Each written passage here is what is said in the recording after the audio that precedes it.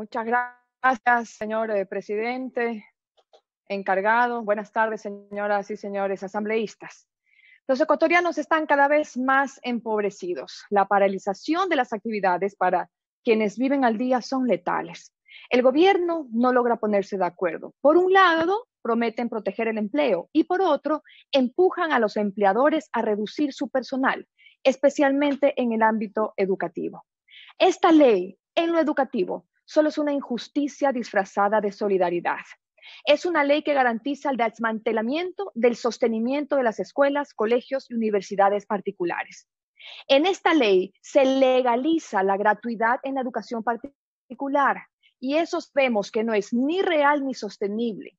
No sé si creen que ayudan a los estudiantes con estas medidas, por lo que he escuchado de algunos asambleístas, porque la realidad es que las instituciones empiezan a desaparecer. En tan solo 15 días, 16 escuelas y colegios particulares han anunciado el cierre de puertas. 16. Solo el Colegio Marillac, promovido por la Junta de Beneficencia de Guayaquil, acogía a 1.300 estudiantes. Aniquilan, en el caso de escuelas y colegios, a quienes cobran menos de $150, que les recuerdo conforman el 93% del universo de las instituciones particulares. Aniquilan a instituciones educativas, como si el Estado estuviera preparado para recibir a todos esos estudiantes. Y no solo que el gobierno no está preparado para garantizar la educación, también se volvió enemigo de las universidades al otorgarse un autodescuento inconstitucional y reducir los presupuestos a las universidades públicas. Autodescuento que no responde a ningún estudio técnico, pero que tendrá como resultado una grave afectación a estudiantes, docentes y al sistema de educación. Dejen de afectar a los más necesitados. He rechazado enérgicamente este tipo de medidas arbitrarias, por lo que aplaudo la resolución de ayer de la Corte Constitucional que deja insubsistente el recorte presupuestario a las universidades públicas que pretendía hacer el gobierno. Se garantiza que no se violente el derecho a la educación superior. En la educación superior pública y particular, con este proyecto se está garantizando el caos, la precarización laboral del docente, que menos estudiantes puedan acceder a un cupo en la carrera de sus sueños, que los de escasos recursos económicos no puedan acceder a becas, ayudas económicas, a financiamiento. Y sí, señores y señoras, a mí me preocupa la educación. Y aquí me voy a permitir señalar algo fundamental. Es incoherente que ciertos asambleístas estén en contra del recorte del presupuesto para la educación pública, pero a favor del recorte del presupuesto para la educación particular, cuando las consecuencias son las mismas para todas, cuando la única diferencia entre el sostenimiento de las públicas y las particulares es la fuente. En la primera, la fuente de financiamiento es el Estado, con nuestro dinero.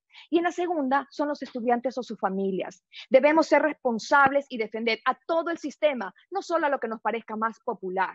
Las escuelas y colegios particulares, solo en la costa, son fuente de empleo de 40,000 familias y se educan 590,000 niñas y niños adolescentes. ¿Acaso no era el objetivo del gobierno garantizar el empleo durante la pandemia? El descuento generalizado para escuelas y colegios y legalizar la gratuidad en la educación particular, inicial, media y superior genera lo opuesto al empleo, lo opuesto a estabilidad y lo opuesto a solidaridad. Genera desempleo y pobreza, como varias propuestas que se incluyen en este proyecto del Ejecutivo. A este ritmo, señor presidente, su promesa de campaña se convertirá en 250,000 desempleos por año. La crisis entonces nos obliga a buscar soluciones para garantizar el derecho a la educación. Si no se modifica ese artículo, los cierres se multiplicarán. Como legisladora coherente con la defensa de la educación, he presentado en informes para primer debate, para segundo debate, propuestas construidas con la comunidad educativa. He presentado observaciones para el informe de mayoría y para el informe de minoría. Apoyo plenamente la propuesta que hizo ya el presidente y mi colega asambleísta de la Comisión de Educación y en la misma línea, defendiendo nuestro trabajo que ha sido especializado y técnico, propongo que el retraso en los pagos de pensiones se permitirá cuando madres y padres de familia justifiquen afectación en su situación económica. Esta medida no deberá exceder el tiempo que dure la emergencia sanitaria. Adicionalmente, las partes generarán acuerdos de pago flexibles considerando su situación socioeconómica actual.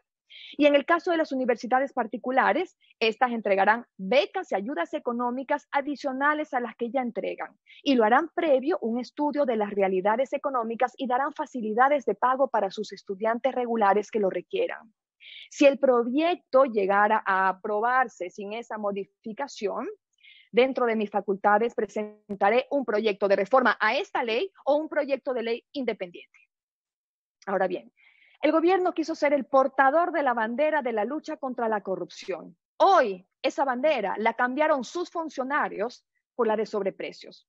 Pertenecieron al gobierno anterior, quisieron desmarcarse y que no les pesaran los errores del correísmo.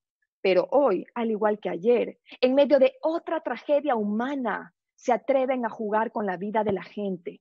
El Contralor asegura que en 53 auditorías de compras públicas identificaron el cobro de 400% de sobreprecio en compra de mascarillas y 9,000% de sobreprecio en compras de protectores faciales. Se asignaba la compra a empresas relacionadas entre sí, que compartían locales y referencias comerciales.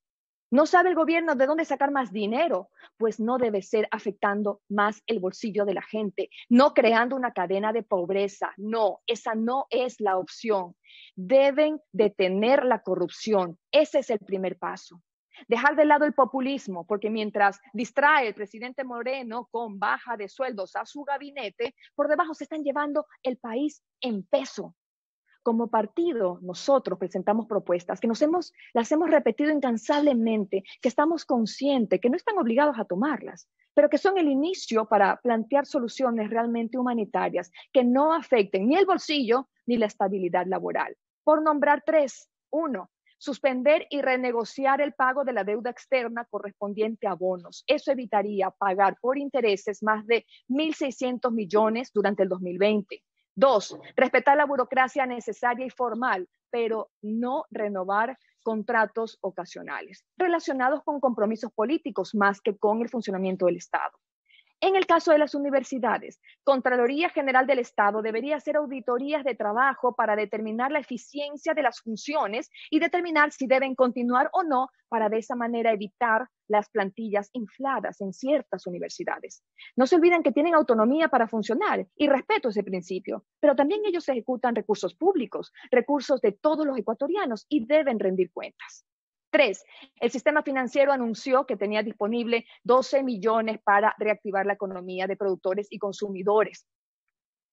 Ese dinero no ha dejado de existir. Bien podría la banca prestar al Estado, obviamente con las garantías de que podrán recuperar ese dinero. Por ejemplo, certificados de crédito tributario que podrían usarse para cancelar cualquier compromiso económico que se tenga con el Estado ecuatoriano. El pueblo está asqueado de las autoridades que solo piensan en quitarles su plata. En los hogares de los ecuatorianos, cada centavo ya está comprometido, ya sea para comprar víveres o para pagar cuentas. País, ecuatorianos, todos, manténganse vigilantes, identifiquen a los asambleístas que votan por leyes perjudiciales, identifiquen a los que se unen para hacer un solo puño, para noquear la economía de las familias. Identifíquenlos, porque merecen ser vetados de cualquier cargo de representación popular, porque solo sirven para representar los maliciosos intereses del gobierno nefasto de Moreno. Espero que por el bien del país y por el bien de la educación, que este proyecto no sea respaldado y no vuelva a presentarse una idea así de catastrófica jamás en la vida. Gracias, señor presidente.